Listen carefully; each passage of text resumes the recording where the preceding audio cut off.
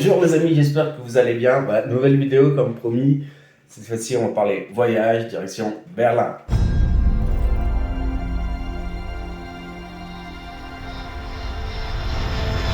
Ça va, je suis allé en 2011, donc en centre de vacances, dans deux auberges de jeunesse différentes. J'y suis également allé en 2014, fêter mon bac avec un ami.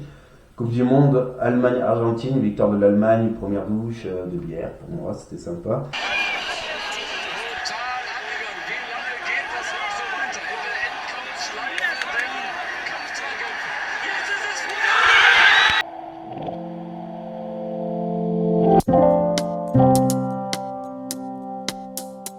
Et là, effectivement, j'avais envie d'y retourner solo avec des appareils photo pour vraiment mémorer tout ça parce que tu imagines bien qu'en 2014, c'était des vieux trucs claqués au sol, nos portables, hein, et j'en ai pas profité. Donc voilà.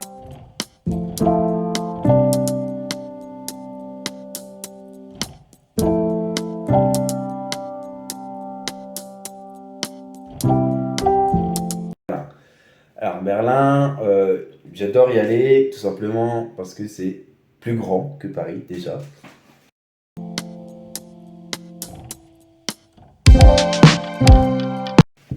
La deuxième chose, c'est que c'est plus propre. Alors pourquoi c'est plus propre? Il y a diverses raisons à tout ça, c'est très simple.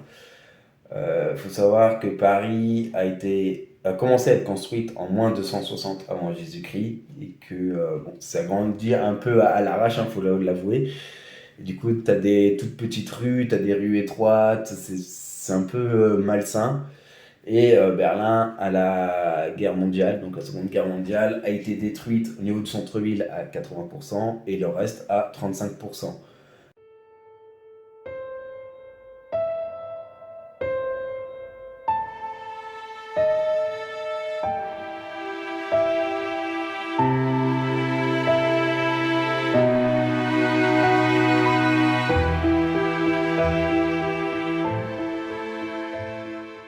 Donc forcément, Berlin était entièrement reconstruite en 1946, on peut dire. Du coup, le temps de refaire les bâtiments. Et entre le début de Paris et, on va dire, le renouveau de Berlin, il y a 2200 ans d'écart. Merde de chien. Alors, il faut savoir qu'en Allemagne, selon les régions, on peut dire le Bundestag, et selon la catégorie de chien, tu payes une TVA, une taxe, je ne sais pas comment on peut dire, sur tes impôts, donc tous les ans. À savoir qu'à Berlin, pour un chien de première et deuxième catégorie, c'est quand même 600 € par an. Et si tu en as plusieurs, ça augmente. Tu pourrais dire, oui, c'est un prix de gros, ça peut être régressif, comme par exemple 1100 € pour deux chiens. Non, c'est l'inverse. Si tu as deux chiens de première et deuxième catégorie à Berlin, tu seras autour de 1300, 1400 € plutôt que des 1002 qu'on pourrait imaginer avec l'addition. Une consigne très importante, à savoir que les bouteilles en verre, c'est quand même 13 centimes ou 15, on va dire 15 hein, pour arrondir, c'est 15 centimes de consigne. Les canettes, alors quelle que soit leur contenance en métal, c'est 25 centimes, ainsi que les bouteilles en plastique. Retour vers le passé.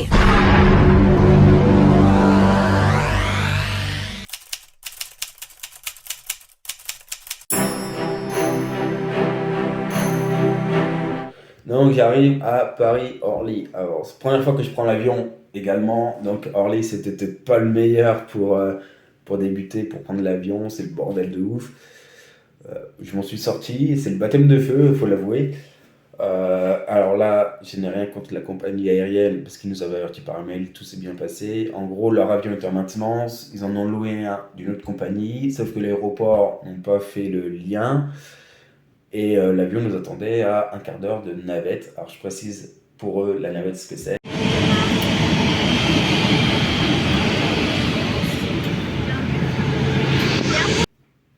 Bon, il n'y a qu'un seul bus, hein, la navette, et il y a 300 personnes embarquées.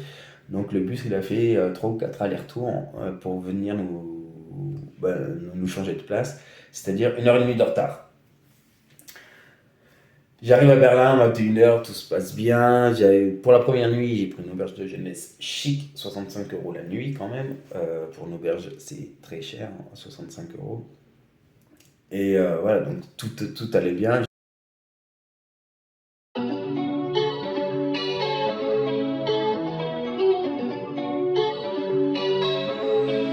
Essa só my belly. Essa só my belly.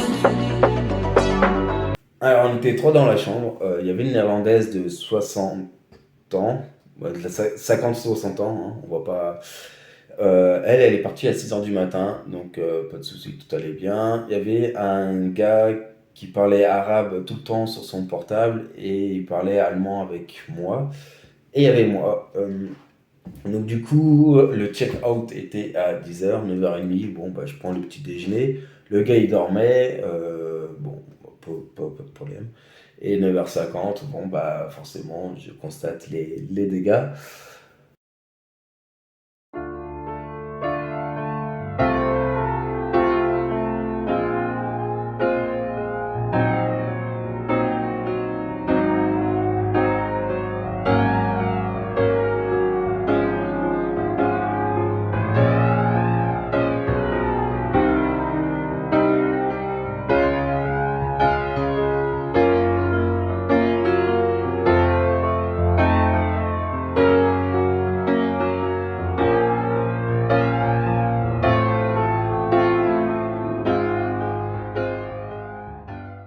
Donc police et tout, et bon bah rien de plus, hein, de toute façon. Ils m'ont juste donné un papier, ils ont dit contacter votre assurance. J'en avais pas.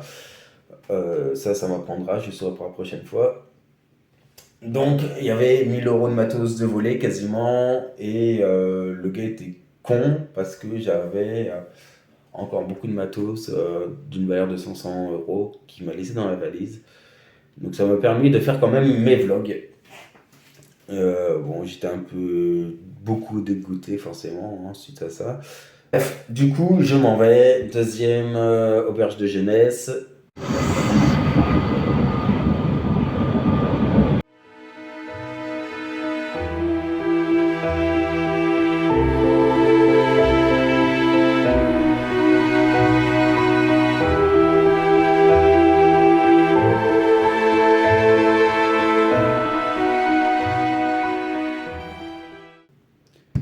Lincoln. Alors là, les amis, c'est un squat.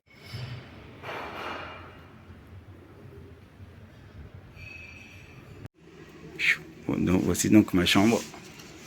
Ça c'est mon lit apparemment à l'étage. L'échelle en vrai elle est là, donc c'est déjà sympa. Et ça c'est les trucs de l'échelle, les attaches. Je me dis où est-ce que je l'attache. J'ai aucune sécurité de barre. Yes, en fait je crois que le gars il vit ici, hein, le coloc là. Regarde, là t'as tous les trucs de bouffe avec le bouillard. Là, t'as tous les trucs de sauce, t'as même de la boisson. Et là encore, t'as les couverts, t'as les pots de fleurs et tout. C'est... Waouh. C'est un peu les banlieues, quoi. C'est banlieue, de toute façon, c'est dans Lincoln. Bon, tout est bien desservi par les transports en commun, mais voilà, c'est une rue qui fait sale, qui est constamment en travaux. Les 3 fois j'y suis allé, les 3 fois elle était en travaux. Je sais même pas ce que c'est d'ailleurs comme travaux, je crois que c'est un tram, mais voilà, ça va faire 11 ans que c'est en travaux pour le tram. Mais tu imagines le bordel, il n'y a rien d'intéressant à faire, t'as aucun truc touristique, t'as rien, c'est juste bien desservi, encore une fois, par le métro, par le bus. Le seul truc cool, c'est l'Arcaden.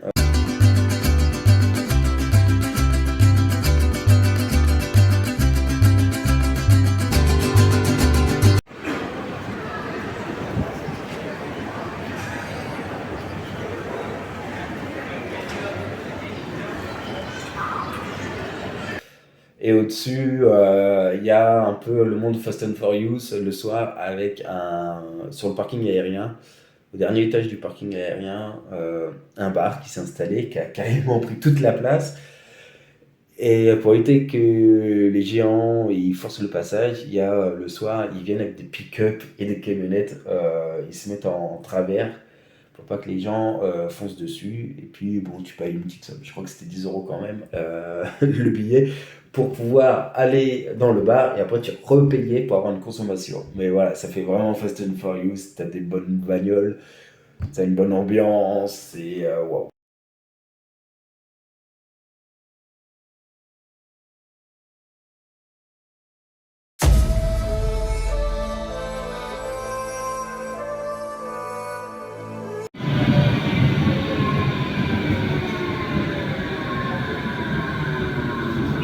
changement de quartier, cette fois-ci, direction, c'était 1 km 400, hein, de toute façon, 20 minutes de marche.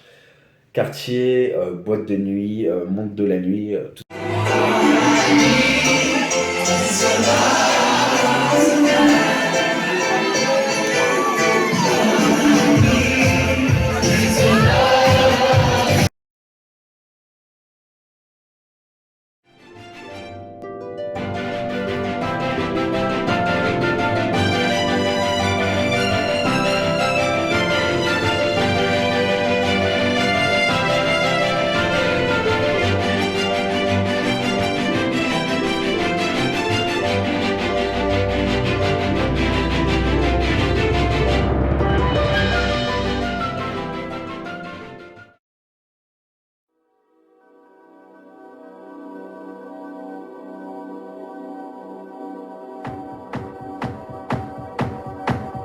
Bist du der sich nach vorne setzt, den man beim Sport zuletzt wählt, sich quält zwischen Cheerleadern und Quarterbacks, den man in die Tonne steckt, nicht ein Tag, jahrelang, dann in der Abschlussnacht ganz allein zum Ball gegangen. Doch wenn schon Scheiße tanzen, dann so dass die ganze Welt es sieht, mit Damen in der Luft, beiden Beinen leicht neben dem Beat. Und wenn du mit der Celui-ci se visite en 2 heures. Il est pas 2h30 si tu t'arrêtes vraiment bien sur des éléments. Voilà, bon, la seule chose qui est magnifique, c'est effectivement quand tu rentres dedans et que tu vois des squelettes entiers de T-Rex et le plus grand dinosaure là, qu'ils ont. Mais en dehors de ça, ouais, j'étais un peu déçu quand même pour 8 €. War noch nie so hellwach. Fühl mich wie ein Tourist. Weil alles anders ist, auch wenn ich mich verlaufe. Ich will nie mehr nach Hause. Hättest du mir das bloß nie gezeigt, seit ich es weiß, kann ich nicht mehr zurück. Ich will nie wieder alleine sein, nimm mich mit. Du hast was Magisches in mir, was keiner sieht. Ein Zauber, der dich jederzeit umgeht.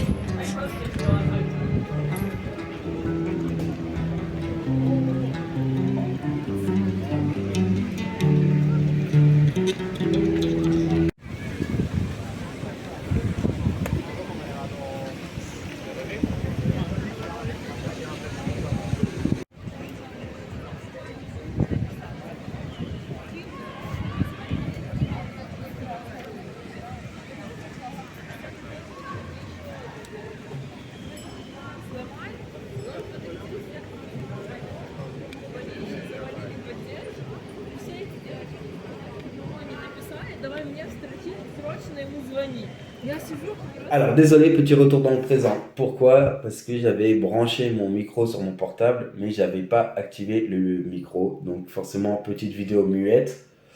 Donc je vais vous la faire ici. Alors la porte de Brandenburg, elle est hyper simple comme histoire. C'est un peu l'Arc de Triomphe comme pour Paris. C'est-à-dire qu'à chaque victoire allemande lors d'une bataille, tu avais le souverain, l'empereur, qui passait en dessous avec ses armées pour fêter la victoire. Alors cette porte a été construite en 1788. Elle fait 26 mètres de haut pour 65 mètres de large et 11 mètres de profondeur, donc comme on peut le voir.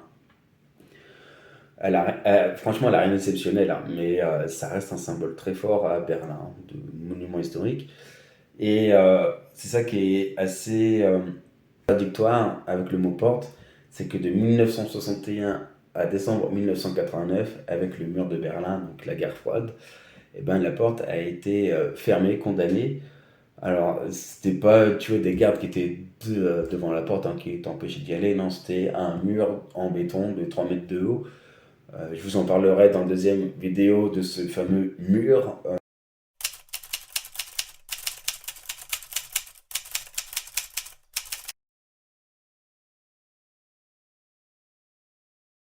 Donc voilà, donc comme je vous ai dit, voici la porte de Brandenburg. Et hop, si je tourne un petit peu, voici le hashtag.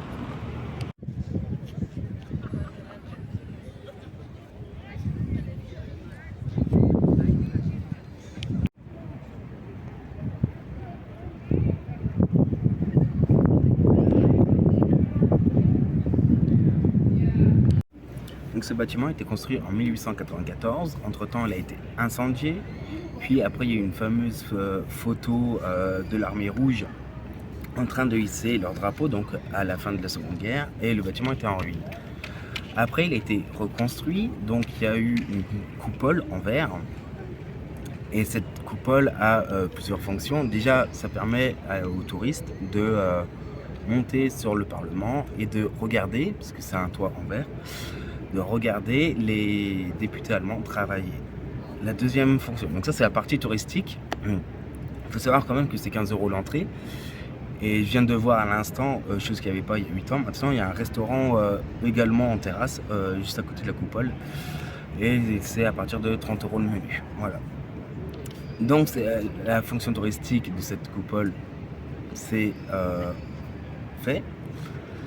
Et après, il y a plusieurs caractéristiques techniques. Alors cette coupole permet de faire un puits de lumière. Donc comme je vous ai dit, il y a une sorte de sol où c'est complètement vitré. Et il y a la coupole.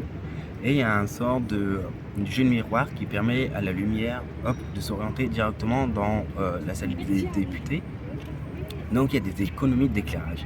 La deuxième chose, c'est que par le biais de ces miroirs et l'isolation, ça permet un gain de chaleur. Donc il y a aussi une partie thermique, donc ça aussi ça rapporte des économies. Et la troisième chose, c'est qu'à l'intérieur de cette coupole, il y a une sorte de puits et c'est de la récupération d'eau, ils s'en servent pour les WC. Donc il y a une troisième fonction technique qui permet en tout cas de cette coupole en verre d'être très technique et certainement d'avoir été choisi pour ces caractéristiques-là. Bon, après, il y a eu d'autres caractéristiques forcément. Donc ce bâtiment est bien situé stratégiquement. Pourquoi? Parce qu'il est proche de la porte de Brandenburg, donc comme je vous le disais, à 300 mètres. Il y a également, il est proche des ambassades. Les ambassades sont sur le Unterlieben, donc les Champs-Élysées, l'équivalent des Champs-Élysées en France. Donc il est proche des ambassades, c'est lui-même un bâtiment administratif. Donc comme je vous ai dit, les députés, mais il y a également la chancellerie qui s'y est installée, qui est vie politique, pardon. C'est là-dedans. Donc, et il est également proche de la Spree. Donc qu'est-ce que c'est que la Spree? C'est tout simplement le fleuve qui traverse Berlin. Donc ça fait des belles estrades, il y a souvent des spectacles, comme je vais vous montrer. Mais il est également très proche de la gare centrale, la Hauptbahnhof de Berlin. Donc en métro, on est à peine 5 minutes de la gare centrale et la gare centrale de Berlin. Comme je vous ai dit, c'est la plus grande gare ferroviaire touristique. Donc c'est pas du fret, c'est du transport de voyageurs. C'est la plus grande gare d'Europe. Ich pack mein Herz bei dir heute Nacht, Baby. Ich roll ein Jip, wir werden high. Mix Tonic mit Gin mal 2, Baby. Deine Liebe ist kalt wie Eis. Ich lass dich schmelzen, wenn du weißt, was ich mein. No, Baby, gib mir mehr von deiner Fake Love. Und ich rede nicht von diesem scheiß Drake-Song. Erfüll dir Wünsche wie bei Dragon Ball Shenlong. Komplett auf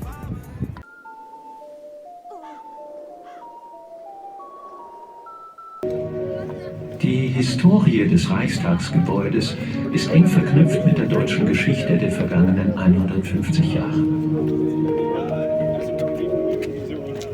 Einen Rückblick.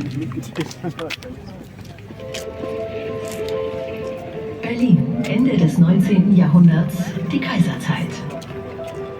In der konstitutionellen Monarchie des 1871 gegründeten Deutschen Reiches beginnt sich bürgerliches Selbstbewusstsein zu Vor dem Reichstag versammeln sich begeisterte Massen zu einem Kriegsgottesdienst. Das Parlament bewilligt Kriegskredite. Millionen sterben auf den Schlachtfeldern.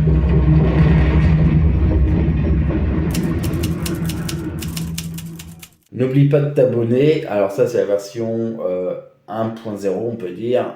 Si tu n'arrives pas à lire ma magnifique écriture, je te fais la version 2.0 avec ces fameux coussins. Bon, c'est écrit en anglais, hein, mais je pense que tu es facilement bilingue. Ou sinon, le 3.0, hop, le petit montage.